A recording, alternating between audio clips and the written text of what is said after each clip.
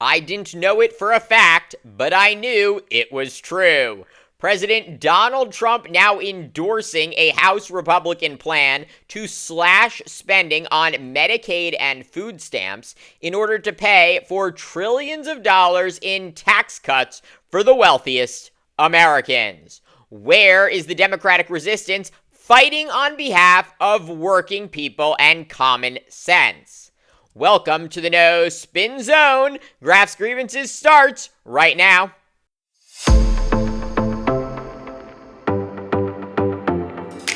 Despite campaigning on the promise to not touch Medicare, Medicaid, and Social Security, President Donald Trump is now throwing his weight behind a House Republican plan to cut hundreds of billions of dollars from Medicaid and food stamps.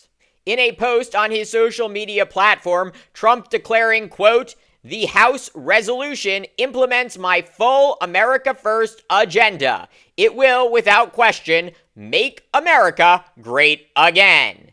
And by making America great again, he apparently means cutting around $880 billion from Medicaid, which provides health care for over 72 million low-income Americans. House Republicans are targeting Medicaid for the largest spending cuts in their new budget resolution, which is expected to be voted on later this week. Medicaid also covers half of all births in the U.S. and 2/3 of nursing home stays.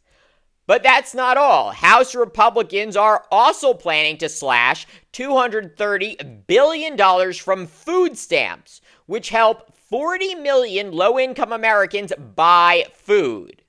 So you got that? The GOP's budget resolution targets the poor and working class by cutting their health care and access to food to the tune of over $1 trillion. Why are these Americans being sacrificed at Trump's altar? That's a very good question. Key to Trump's victories in 2016 and 2024 was his ability to appeal to working class voters who believed he was their champion. In 2024, Trump won voters with incomes under $50,000 a year, and those making between $50,000 and $99,000 a year.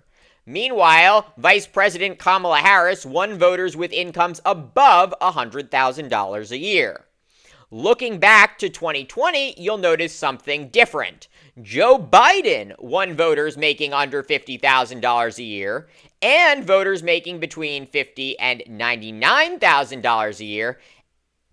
Finally, in 2016, Trump won voters making between $50,000 and $100,000 a year, while Hillary Clinton won those making under $50,000.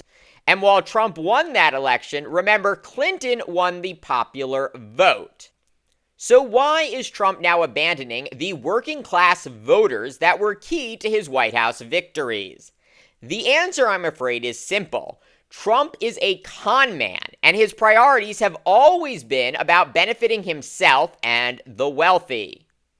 In exchange for cutting Medicaid and food stamps, House Republicans plan to extend Trump's 2017 tax cuts, which are set to expire at the end of the year. These tax cuts overwhelmingly benefit high-income households and big corporations. In fact, the top 5% of households, those making over $450,000 a year, received 40% of the tax cuts. And while Trump's base is not in the top 5%, he is. This isn't about making America great again. It's about giving the wealthy more while leaving the working class to suffer. The next big question is whether House Republicans can get enough votes to pass their reverse Robin Hood plan. With the narrowest House majority in decades, they can afford to lose only one GOP lawmaker and still pass the budget resolution. But that could be a challenge, as at least 10 House Republicans represent districts where many constituents rely on Medicaid and food stamps. These Republicans represent districts with the highest share of Medicaid recipients and food stamp recipients. There's a lot of overlap because both programs help the most vulnerable Americans. So will these Republicans sell out their constituents just to give Trump and his billionaire friends more tax cuts? Frankly, I don't know. But if you live in a Republican district, now is the time to call your congressperson and make your voice heard. Remember, Speaker Mike Johnson can afford only one defection to pass the Trump-backed budget resolution. While all 215 House Democrats are expected to vote against the measure, their leader seems to be surrendering to the GOP. Watch. I'm trying to figure out what leverage we actually have. What leverage do we have? They control the House, the Senate, and the presidency. It's their government. What leverage do we have? Democratic Minority Leader Hakeem Jeffries appearing to give up against House Republicans and give in to their radical agenda. While Democrats are in the minority, they shouldn't just lie down and let Republicans steamroll over them.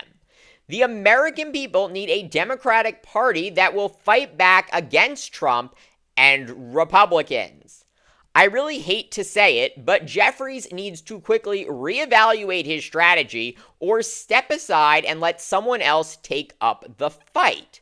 This isn't just about politics. Millions of Americans are about to lose their access to food and health care because Trump and the GOP do not care about them.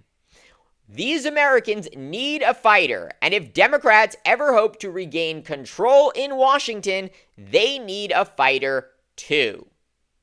Thank you for watching Graf's Grievances. Let me know what you think. Please like, subscribe, share, and join me tomorrow for more.